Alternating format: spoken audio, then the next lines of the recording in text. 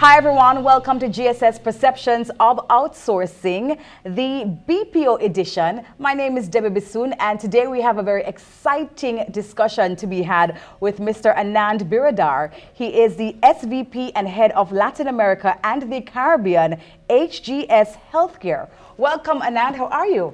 Great, Debbie. Wonderful Awesome. to be here. So let's talk about your company, HGS Healthcare. What is it that you guys actually do? I mean, it's kind of right there in the name, but I want you to tell me. Yeah, we're focused only in the healthcare industry, US healthcare more specifically, and we support the healthcare industry in 6 different verticals. Essentially, it's a foray of services. I would say I'd put us at probably top 3, top 5 in the world. Wow. To cover the gamut of healthcare support. Right. And today we're talking about the global services sector, right? So in your own words, define what that is.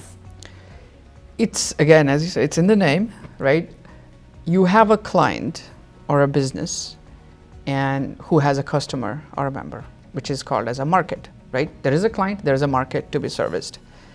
If that service can be done anywhere in the world, that qualifies to be global services. So let's say you have a product that's a company A is selling to company B, and for that to happen, it has to go through a series of support services. If those can be done from anywhere, that is a candidate for global services. We have to kind of look at some of the misconceptions of BPO because we know that there are many. This is Jamaica. We're a skeptical society. We have much to say. But let's kind of go into some of the common misconceptions that you've maybe heard before and faced with to answer to. Yeah. It's a very important question. I think the effort to address will take time. Yeah. I mean, when you say the word misconception, it clearly points to the concept itself not being clear, and hence your initial questions, right?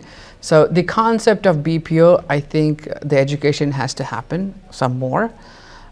People really need to know what it is. I have seen people who are part of the BPO industry who are very defensive and protective about it, naturally so, and people who don't understand. So we're kind of sort of creating the misconception because the concept in its true sense is not clear. So I would love to take an opportunity to explain that. Please do. Yes. So the thing about BPO, the most critical part and the differentiating factor is it's highly evolved business in the way everything can be measured. My performance as the head of the region to anybody in the company, performance is measured. So it's more or less black or white. How good is somebody, how not good is somebody? So there's no scope for not doing well, right? Because everything is measured, which is fantastic in a way, right?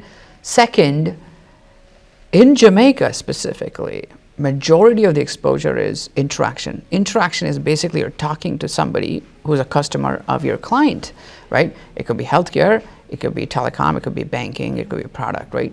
And nobody calls to say, you know what, I love Jamaica, I love the beaches, I want to hang out. They're calling because they're in pain.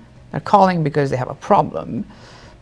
And that pain, so you're expecting someone on the phone who don't know to take away the pain, take away that negative energy on a call, and give the fantastic experience, solve their problem, go through like 5 different systems, and do that 40 times a day, right?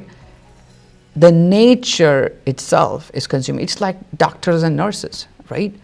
They go through this every day. They're dealing with pain every day, right? It's a very comparable situation. So hence, there is the inherent hardship in the work itself. Yeah. From the laborer's perspective, from the employee's perspective, right, or potential employee's perspective for BPOs, you oftentimes come across as though it is a market that it's easiest to get into. Maybe if I'm coming from the university as well, it's even better because I have better qualifications. But it may not match up to maybe what, in terms of the remuneration, maybe not matching up to what I'm qualified to do. Sure. Yeah.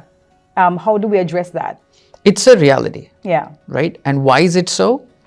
And I told you how hard the job is. In reality, harder the job, more should be the pay. That's just logical, right? Higher the education, which means you have more knowledge, potentially your ability to execute something is better, hence you should get paid better, which is very logical. But there is supply demand economics here, right?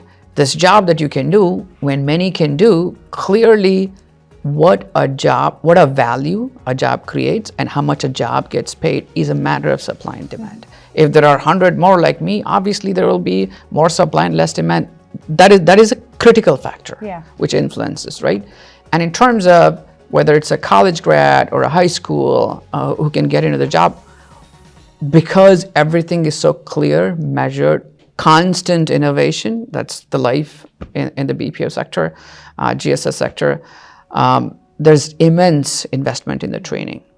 And I could give you an example. Healthcare training, the employees, I have 3,300 plus employees, they understand US healthcare better than 99.8% of Americans. Wow. That's how deep their knowledge is. Like, this is 16 weeks of training. They just know it all.